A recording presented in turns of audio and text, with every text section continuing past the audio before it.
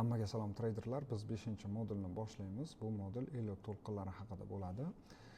Ralph Nelson Elliott amerikalik buxgalter va analitik bo'lib, u 1930-yillarda moliyaviy bozorlar, odamlar psixologiyasi ta'sirida takrorlanuvchi to'lqinlar orqali harakatlanishini aniqlagan. Bu modellar tabiatda ham uchraydi. Tog'lar tuzilishi, daryo oqimi hamda biz odamlar tabiatning bir qismi bo'lganimiz uchun bizni psixologiyada ham shu to'lqinlar takrorlanishini Ralph Elliott aniqlagan. Ushbu modellar impuls va korreksiyalardan iborat bo'lib, impuls bu bozordagi trend bo'ylab kuchli harakat qiladigan bosqich bo'ladi. Unda ishtirokchilarning asosiy qismi bir yo'nalishda harakat qiladi. Korreksiya bu impulsdan keyingi keladigan vaqtinchalik qaytish bo'lib, to'xtalishda u bozorning dam olishi va pozitsiyalarni qayta taqsimlanishini jarayonini aks ettiradi. Keling uni amalda ko'rib chiqamiz. Elliott to'lqinlari quyidagicha bo'ladi. Bozorda o'suvchi trend bo'ladigan bo'lsa, uning ichki strukturasi impuls va korreksiyalardan iborat. Ushbu impulslar yuqoriga qarab 1, 2, 3, 4 va 5 impulslardan iborat bo'ladi. Ushbu harakat bo'lib o'tgandan so'ng bozor ortiga qaytadi, ya'ni korreksiya qiladi. Ushbu korreksiyani ABC korreksiyasi deb Elliott nazariyasida belgilanadi. ABC. Ushbu model bo'lib o'tganidan so'ng bozorda yana trend davom etadi va ushbu model yana qaytariladi.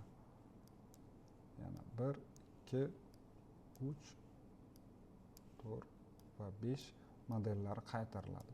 Va model tugaganidan so'ng yana korreksion period ABC korreksiyasi yuzaga keladi.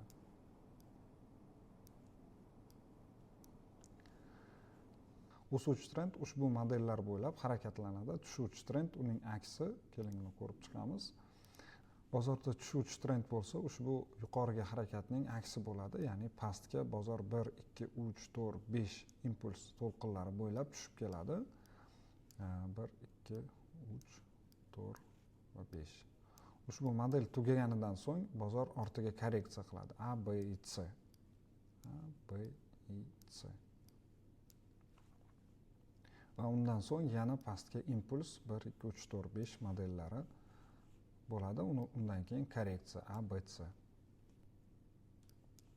1, 2, 3, 4, 5 va A, B, C korreksiya.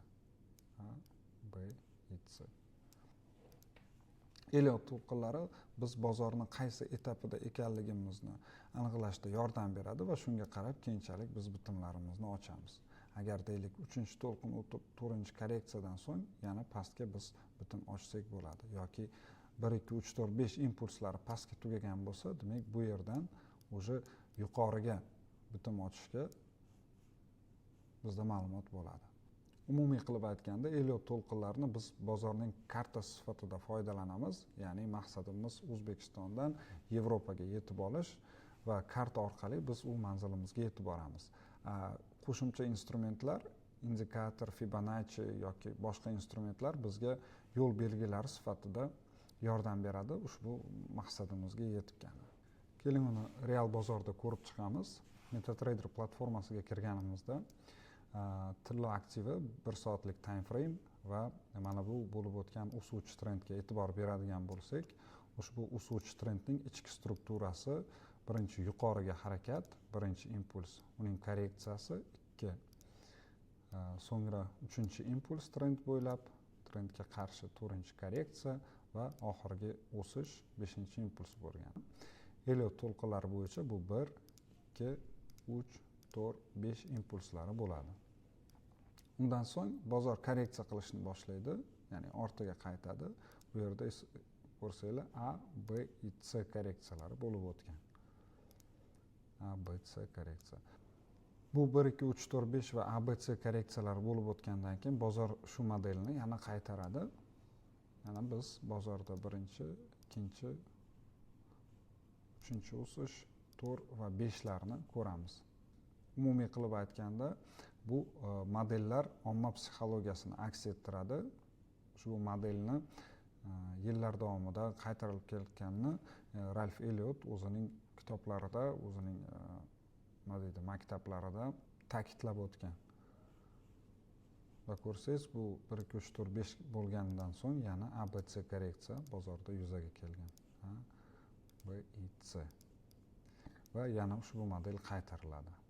Impuls va korreksiyalar har xil ko'rinishda bo'ladi. Ya'ni impuls trend bo'ylab, korreksiyalar zigzag yoki ba'zi holatlarda mana bu etapga e'tibor bersangiz to'rtburchak. Ularni ajratishni keyingi darslarda ko'rib chiqamiz. Elliot to'lqinlarini hozirgi kunda bir necha turda ishlatishadi, ya'ni Elliot maktablari juda ko'p. Biz ishlatadigan maktab bu Bill Williams maktabi bo'ladi. U o'zini ushbu indikatorlari va ostsillatorlari yordamida shu to'lqinlarni aniqlashda ishlatgan va meni fikrimcha imенно Bill Williams ushbu Elliot to'lqinlarini maksimal darajada aniqlashni yo'lini topgan. Keyingi darslarda bu haqida bafurcha gaplashamiz. Salomat bo'ling.